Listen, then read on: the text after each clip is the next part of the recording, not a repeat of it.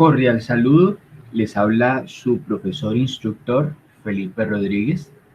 El día de hoy vamos a hablar acerca del masaje deportivo y la importancia que el mismo tiene para el deportista y cómo el terapeuta, con su conocimiento, con su experticia, puede ayudar a mejorar el rendimiento del deportista, ayudar en los procesos de recuperación y ayudar en la rehabilitación de las posibles lesiones deportivas.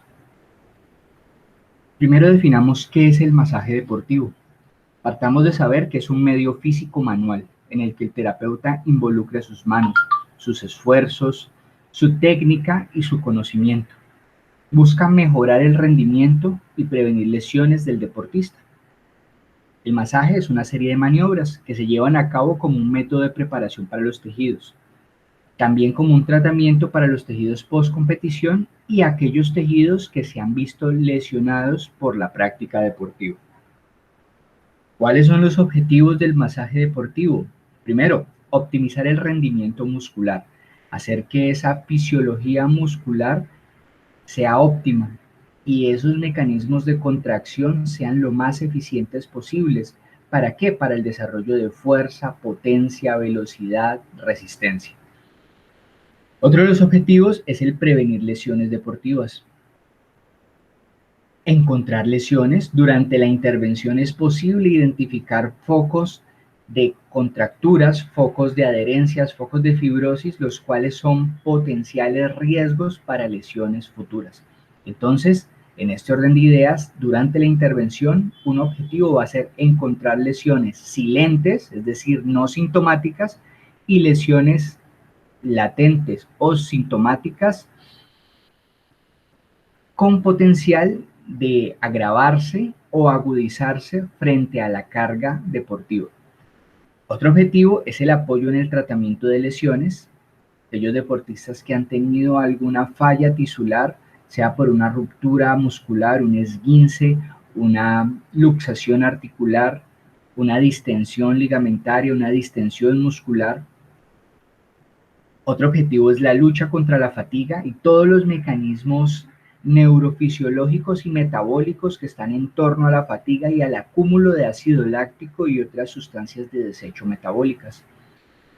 Otro objetivo es aumentar la capacidad de trabajo del sistema locomotor, pensando en articulaciones, músculos y las estructuras de soporte y estructura, como lo son los ligamentos, los tendones.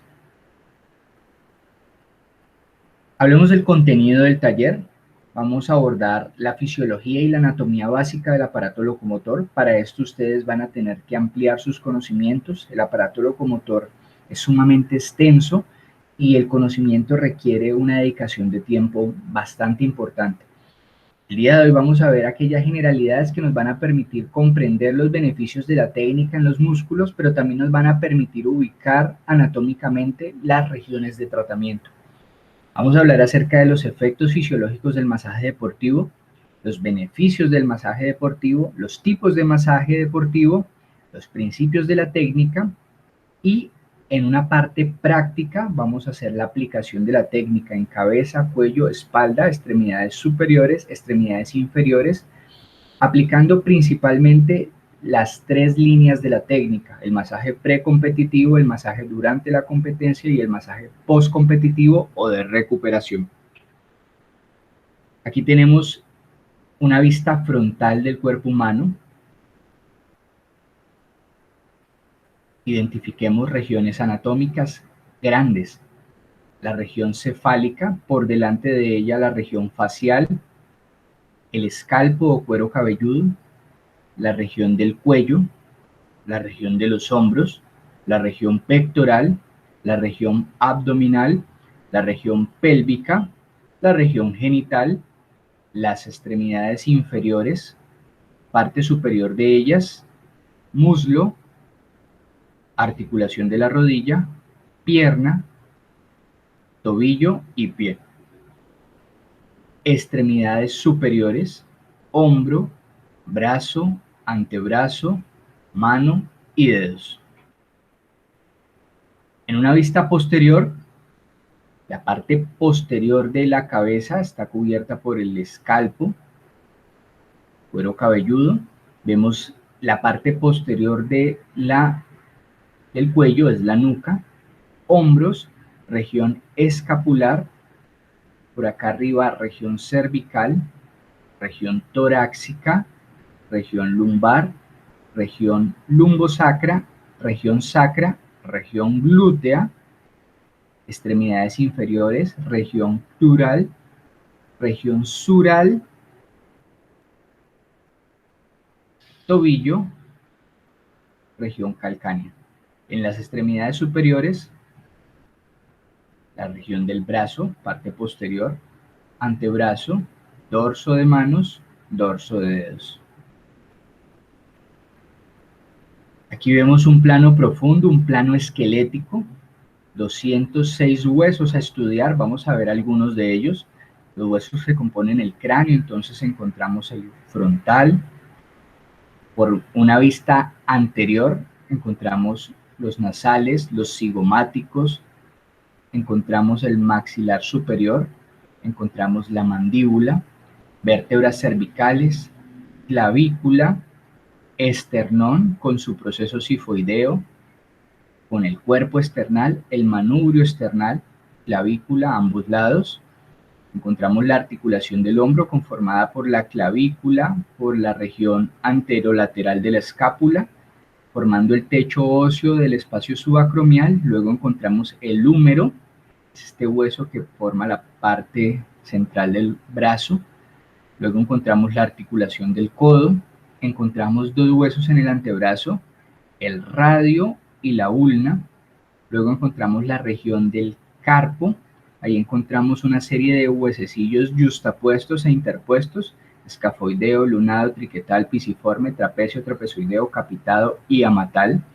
Luego encontramos la región del metacarpo, 5 metacarpianos. Articulándose con los metacarpianos encontramos las falanges proximales, luego las falanges medias y luego las falanges distales, exceptuando en el pulgar que encontramos solo dos falanges, la falange proximal y la falange distal.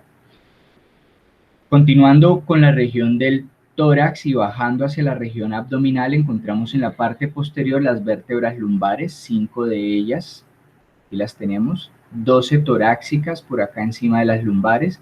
Luego encontramos el hueso sacro, que son las vértebras lumbares fusionadas, y al final del hueso sacro encontramos el hueso coxis. Al lado y lado del hueso sacro están los huesos ilíacos,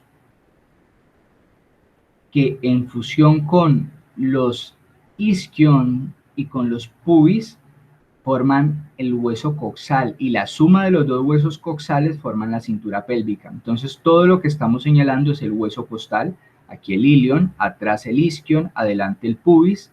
La sumatoria de esos tres huesos forma el coxal del lado derecho, fusionado con el coxal del lado izquierdo, y el sacro forman la cintura pélvica. Luego encontramos en las extremidades inferiores el fémur, articulándose con el fémur la tibia, la fíbula, aquí no se ve, la vamos a ver más adelante, y por delante la patela formando la articulación de la rodilla. En una vista posterior vemos los parietales, derecho e izquierdo, occipital en la parte inferior, vemos las 7 vértebras cervicales, las 12 vértebras torácicas, la escápula que tira la espina escapular hacia la parte anterolateral para formar el techo escapular. Todo esto es la cintura escapular. Encontramos las costillas, 12 pares, a cada lado una. Encontramos las vértebras lumbares, dijimos que eran 5, luego las vértebras sacras, luego las vértebras coxígeas. Aquí tenemos la columna, 7 vértebras cervicales, 12 torácicas, 5 lumbares, 5 sacras fusionadas, de 3 a 4 coxígeas. La columna tiene unas curvaturas normales. En la región cervical es una lordosis, en la región torácica es una sifosis y en la región lumbar vuelve a ser una lordosis. Estas curvas permiten la distribución del peso de la cabeza y las extremidades superiores de una forma armónica y no lesionante. Cuando estas curvas se alteran, comienzan a haber disfunciones a nivel de la columna, especialmente de los discos intervertebrales y de los nervios que emergen de los forámenes vertebrales. Eso ya lo vimos, la caja torácica, manubrio esternal, cuerpo del esternón, clavículas, las costillas se unen al esternón por los cartílagos costales. En la parte abdominal hay unos planos musculares que protegen las vísceras, específicamente los músculos abdominales, profundo, transverso, luego oblicuo superior, luego oblicuo inferior y luego los rectos del abdomen. Aquí vemos la aponeurosis abdominal, que es el sitio donde se fusionan los músculos abdominales. Por detrás estamos viendo la fascia toracolumbar, que es también una aponeurosis donde los músculos lumbares llegan hacia las vértebras. Aquí estamos viendo el hombro, todo esto ya lo estudiamos. Escápula, espina de la escápula, clavícula, húmero forman la articulación glenumeral o articulación del hombro. Recuerden que la sumatoria de las dos escápulas con su respectiva articulación del hombro se considera la cintura escapular. Aquí estamos viendo ya un plano muscular. Vemos los músculos de la cara o músculos de la expresión facial, el músculo frontal, el orbicular de los párpados. Vemos el cigomático mayor, vemos el orbicular de los labios, el platisma, que es un músculo cutáneo que está en la parte delantera, en el cuello, la arruga, la parte inferior del mentón, entre el mentón y las clavículas. Vemos aquí el deltoides, fibras anteriores, fibras laterales, fibras posteriores. Vemos aquí el bíceps, vemos aquí el braquio radial, vemos aquí los músculos flexores de la muñeca y más profundo los músculos flexores de los dedos. Aquí observamos el pectoral mayor. Por debajo del pectoral mayor encontramos el pectoral menor. Por debajo encontramos el serrato anterior. Aquí estamos viendo el oblicuo externo del abdomen. Luego, en este plano estamos viendo el recto del abdomen. Por acá estamos viendo el oblicuo inferior y en un plano profundo el transverso del abdomen, que tiene sentido transversal. En las extremidades inferiores estamos viendo el sartorio, un músculo que viene de la espina ilíaca anterior superior y baja hacia la parte medial de la tibia. Encontramos el cuádriceps, conformado por sus 4 vientres, recto femoral, vasto intermedio, vasto lateral y vasto medial. En un plano posterior estamos viendo el trapecio, fibras superiores, trapecio, fibras inferiores, trapecio, fibras medias. Vemos la región posterior del deltoides, vemos un músculo muy importante llamado latísimo del dorso que viene desde la fascia toracolumbar y todas las últimas vértebras torácicas, desde la sexta hasta la 12ª, y se inserta adelante del húmero en el surco intertubercular. Este músculo es muy importante, reviste relevancia clínica en el masaje terapéutico, muy empleado en aquellos deportistas que tienen como función el trepar, el alar, el empujar o el mover su brazo a altas velocidades. En este plano vemos, en un plano más profundo en la espalda, vemos el músculo erector de la espina, conformado por el músculo, los multífidos y los rotadores, pero también por el iliocostal, el longuísimo y el espinal de cabeza. Son músculos que se encargan de la extensión del tronco. Vemos aquí los glúteos, glúteo mayor por debajo del glúteo menor y más abajo o más profundo el glúteo mínimo. Aquí estamos viendo los músculos isquiotibiales o flexores de rodilla. Lateralmente estamos viendo el tensor de la fascia lata y la fascia lata, que es un tejido fibroso que da estabilidad a la tibia y en general a la articulación de la rodilla en el plano lateral. También tiene funciones en cadera, abduce, rota medialmente y rota lateralmente la cadera. Subamos de nuevo al cráneo. Les hablaba acerca del escalpo. El escalpo en el plano profundo tiene un músculo llamado epicráneo. El epicráneo entonces es el músculo que cubre el cráneo. Tiene un vientre frontal, tiene un vientre occipital y una aponeurosis, un tejido fibroso que se inserta a nivel muscular y cubre toda la cabeza. Aquí estamos viendo el macetero, un músculo potente, se encarga del cierre mandibular, muy empleado durante la masticación. Aquí estamos viendo otro músculo de la masticación, es el músculo temporal. Estamos viendo ahora músculos accesorios de la respiración, pero que también tienen función sobre la región cervical, generando inclinaciones al lado y lado de la cabeza. Entonces encontramos el escaleno medio y el escaleno posterior. ¿Por qué accesorios de la respiración? Porque cuando se quiere hacer una inspiración profunda, ellos trabajan elevando la primera costilla. Aquí vemos el escaleno medio, escaleno anterior y escaleno posterior. Tienen relevancia clínica. En ocasiones estos músculos se tensionan tanto que comprimen el paquete vasculonervioso que baja hacia la extremidad inferior, generando el síndrome del desfiladero, una connotación clínica que conlleva a entumecimiento de la mano, enfriamiento de la misma y pérdida de fuerza muscular. Se soluciona abordando el problema, es decir, la tensión que se presenta allá arriba en los músculos escalenos. Volvamos a los músculos del tronco. Entonces hablamos que el tronco tiene unas columnas musculares que vienen desde el sacro. Aquí estamos viendo el longuísimo, que tiene una porción torácica, una porción cervical y una porción lumbar. Encontramos el espinal, que está un poco más profundo. Ellos están al lado derecho y lado izquierdo. Con fines gráficos, entonces se muestran de esta forma para poder tener planos de disección y de observación. Y finalmente el músculo iliocostal. Entonces, longuísimo, espinal e iliocostal, la sumatoria de los tres forman el erector de la espina. Los tres discurren al lado derecho y lado izquierdo. Encontramos que el semiespinoso sube hasta la región cervical. Los multífidos y los rotadores también están en la región posterior, en la espalda, y ellos tienen una función estabilizadora. Son músculos muy profundos y su función es la extensión del tronco, pero también colaboran con la rotación. Principalmente son estabilizadores, los encontramos en el plano más profundo de la espalda.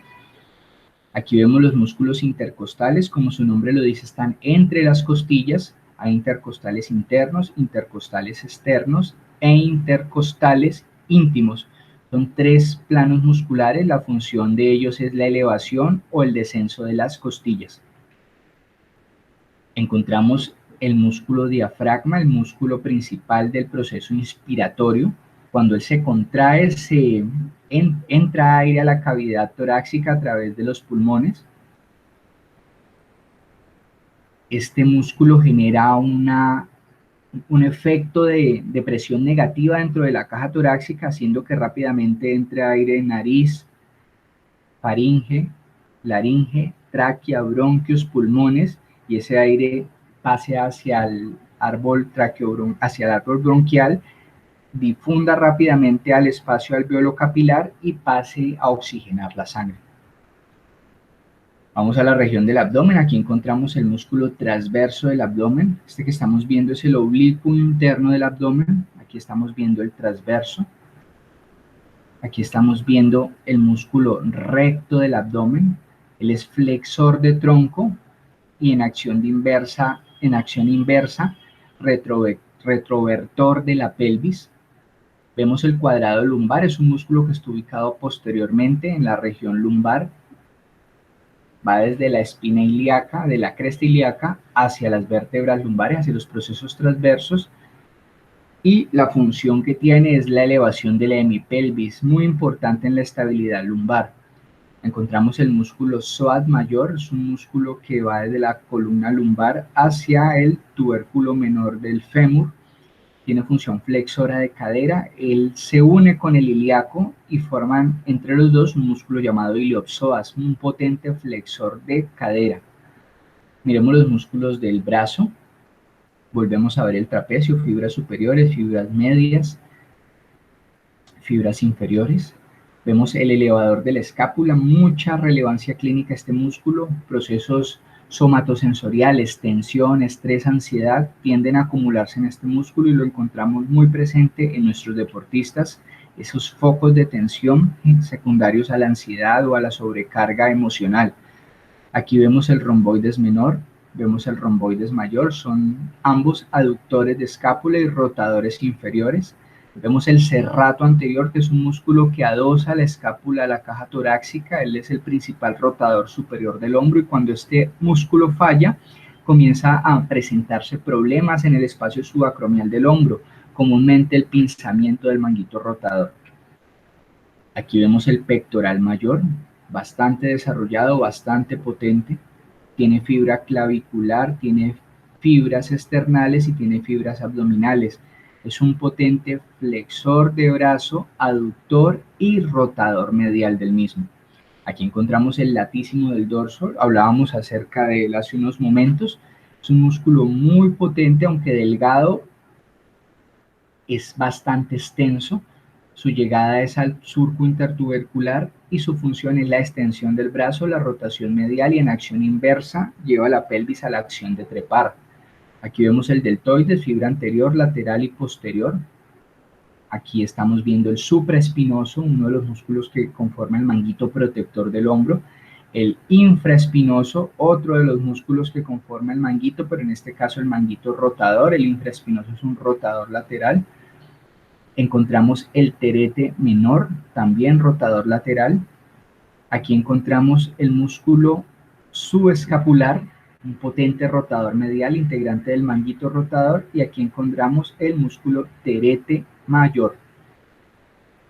Estamos viendo el bíceps, potente flexor de codo. Aquí estamos viendo el músculo anconio. Y aquí estamos viendo el músculo brachiorradial. Este es el brachiorradial.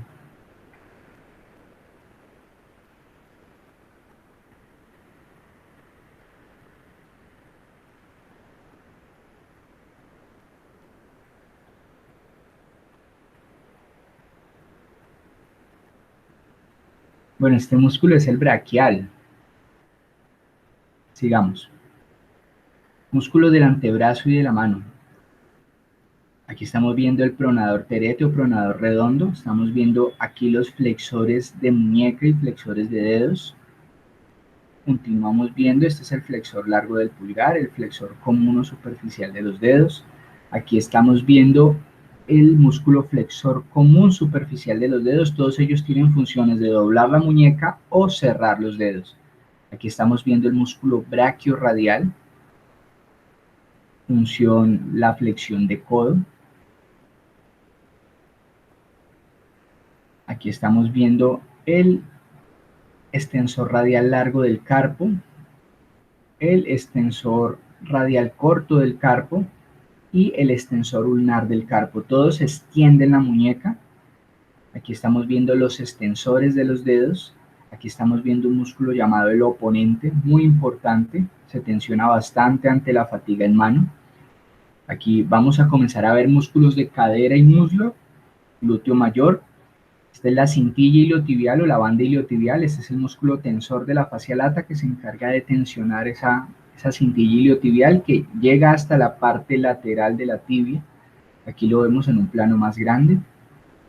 Estamos viendo el glúteo medio, el glúteo mínimo. Glúteo medio es elevador de la hemipelvis contralateral, es muy importante en la marcha. Y el glúteo menor es un rotador medial y un estabilizador de la cadera. Aquí encontramos el ligamento sacroespinoso. Aquí encontramos uno de los músculos pelvitrocantéricos que se encarga de la estabilidad coxofemoral y de la rotación.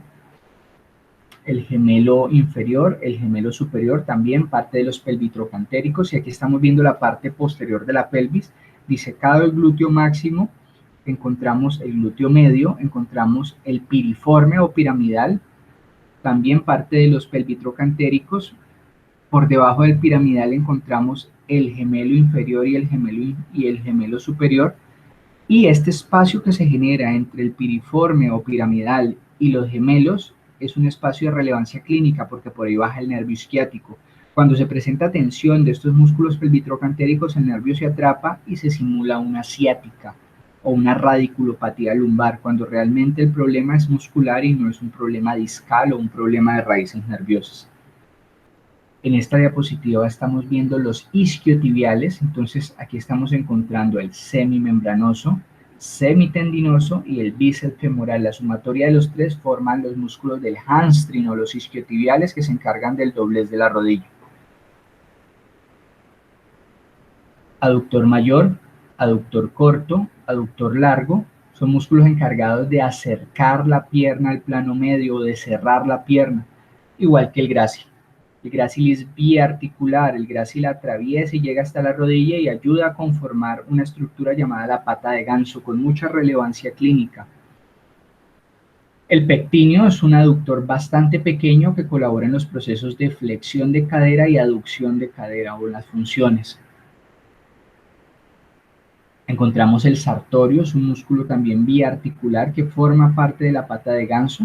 El sartorio viene desde el pubis hasta la región medial de la tibia, parte superior. Aquí vemos el cuádriceps, entonces vasto intermedio, vasto medial, vasto lateral. Aquí vemos el tensor de la fascia lata y por acá estamos viendo el músculo sartorio.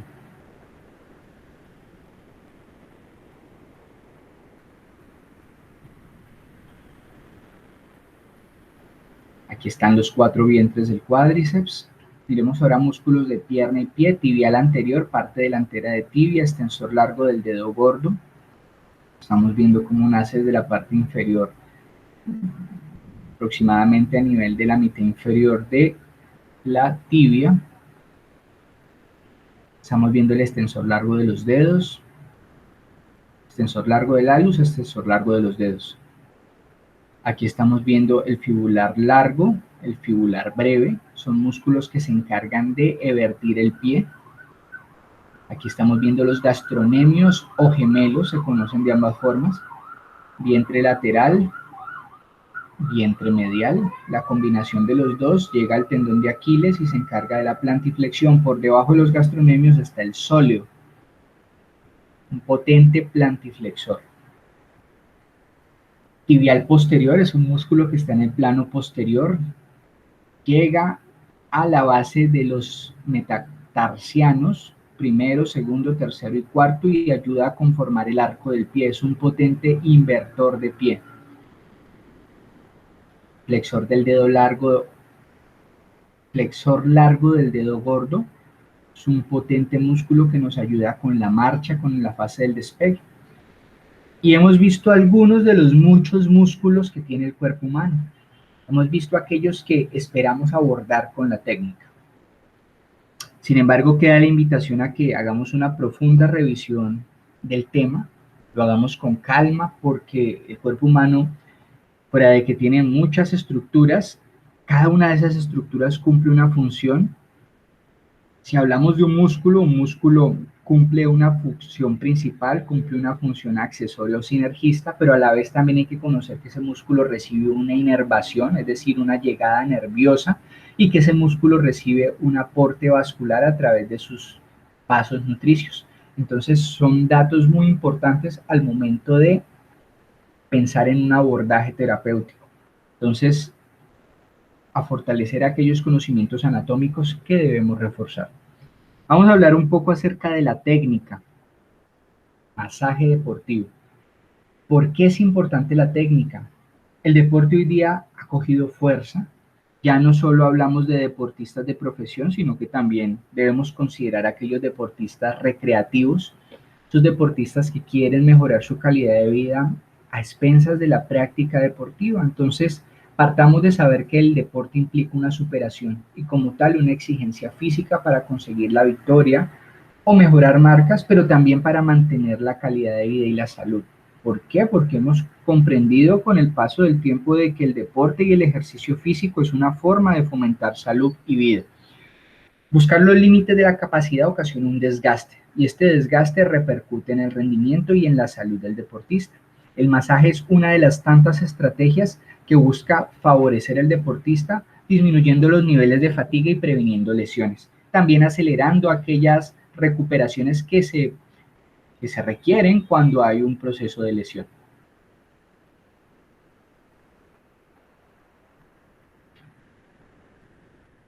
Efectos del masaje deportivo. Hablemos de los efectos. El masaje deportivo puede aumentar o disminuir la sensibilidad, reducir el dolor. ¿Cómo así que aumentar o disminuir? Pareciera antagónico.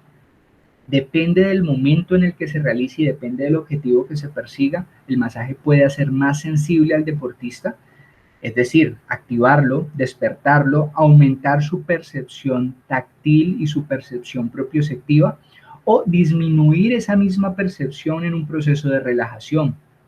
Ejemplo, si yo necesito el deportista para que arranque con el proceso de competencia, yo busco aumentar esa sensibilidad.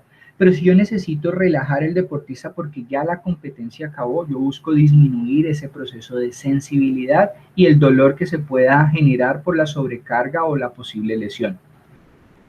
El masaje deportivo regula el tono muscular. Igual que con la sensibilidad, el tono muscular puede aumentarse o disminuirse de acuerdo a las necesidades que se tengan frente al momento deportivo. Aumenta el flujo sanguíneo y con esto aumenta la oxigenación y la nutrición de los músculos, la potencia y la capacidad de trabajo. Aumenta el intercambio de gases. Cuando empujo sangre hacia los músculos va oxígeno y nutrientes, pero también la sangre que pasa por el tejido se lleva desechos metabólicos y se lleva el dióxido de carbono, desecho del metabolismo aeróbico.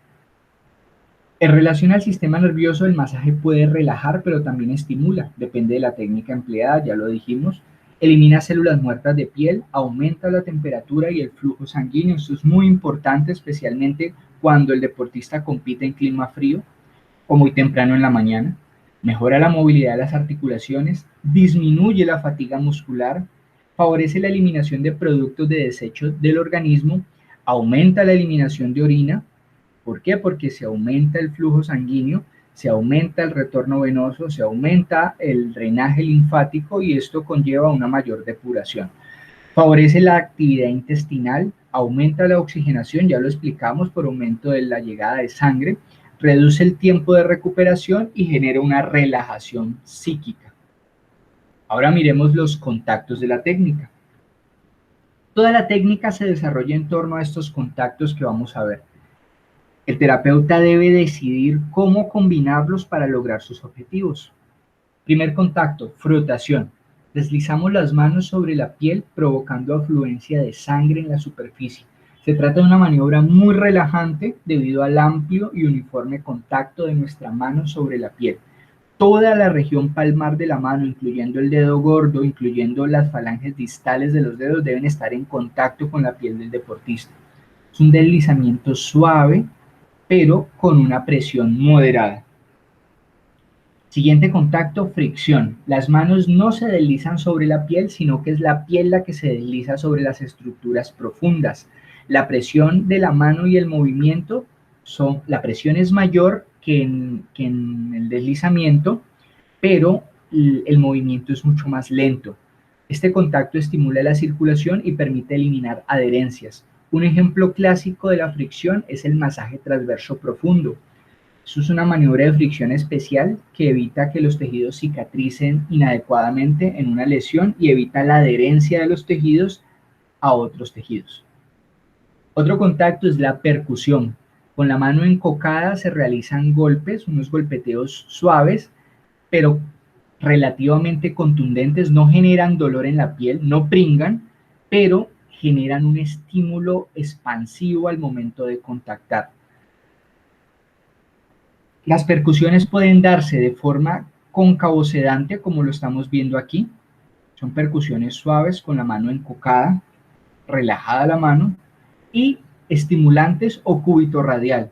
Se hacen con la región medial de la mano. Entonces, la región medial o ulnar golpea directamente el área que estamos tratando. Otro contacto son las presiones. Se trata de aplicar una presión con nuestras manos en una zona corporal, transmitiendo una sensación reconfortante y al mismo tiempo apretando el músculo y provocando que entre sangre nueva en él. Esta presión genera una isquemia momentánea, es decir, una falta de llegada de sangre. Una vez se retira la presión, la isquemia pasa a ser reemplazada por una hiperemia o una llegada de sangre mayor. Otro contacto son los amasamientos, donde se estruja y se retuerce el músculo para eliminar los productos de desecho en profundidad. Es una maniobra principal para tratar la fatiga. Otro contacto es la vibración. Se realiza con contracción de los músculos del brazo, se transmite un pequeño temblor a nuestra mano y a la masa muscular del deportista. Es una maniobra muy sedante. El esfuerzo del terapeuta viene desde el hombro, trasciende codo, muñeca y llega a la mano.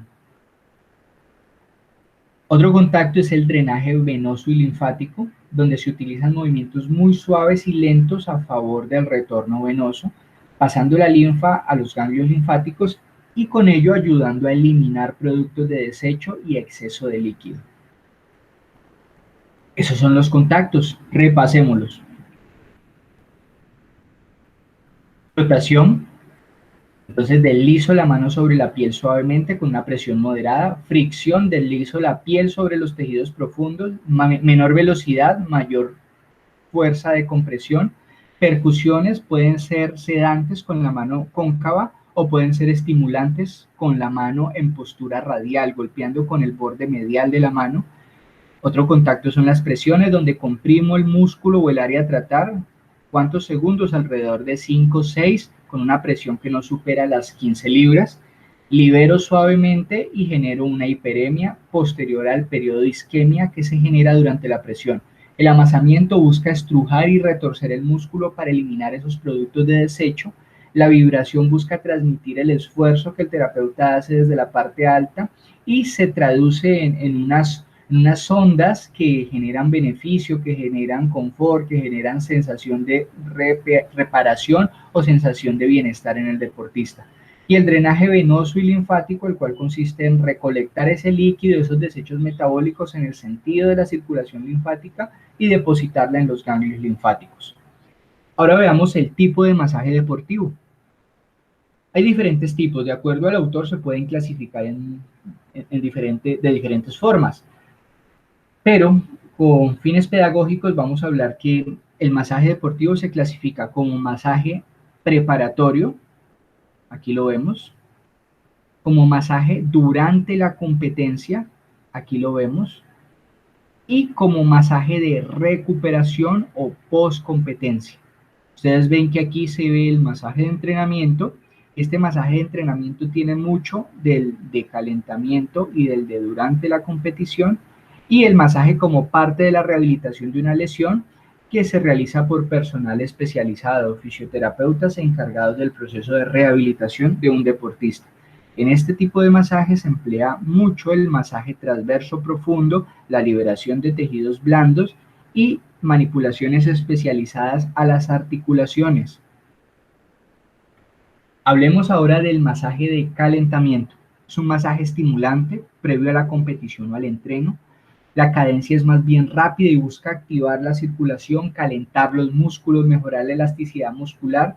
Todo esto para prevenir lesiones y para preparar al deportista neurofisiológicamente, estimularlo propioceptivamente para que salga a dar lo mejor de sí en la competencia o en la práctica.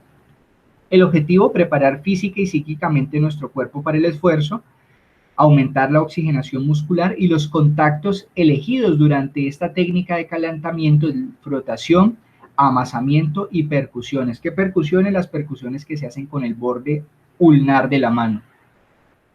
El masaje durante la competición se suele utilizar en los descansos o en los periodos de receso. Durante la competencia nos permite recuperar músculos sobrecargados, disminuir la fatiga, mantener en buen estado los músculos mientras están trabajando, pero también relajar un poco al deportista y prepararlo para la siguiente carga. La función principal es mantener los músculos en buen estado. Se emplean contactos de percusiones suaves, vibraciones, amasamientos suaves y estiramientos.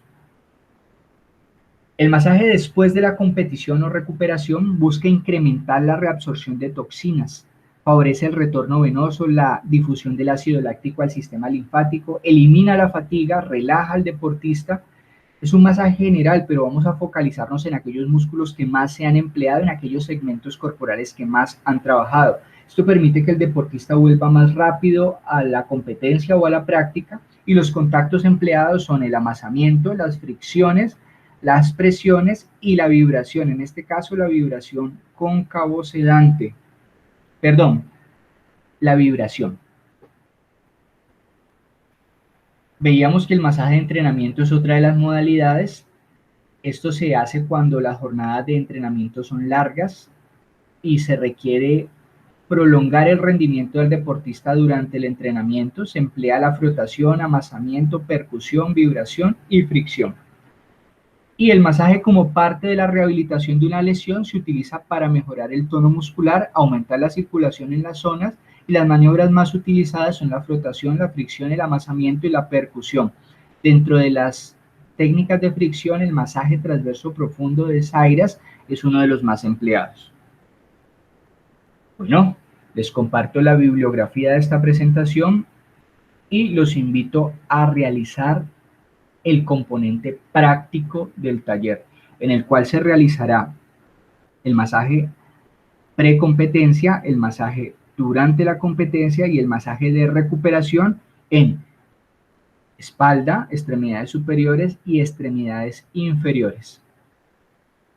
Cordial saludo para todos, un abrazo, que Dios los bendiga, nos vemos en la parte práctica.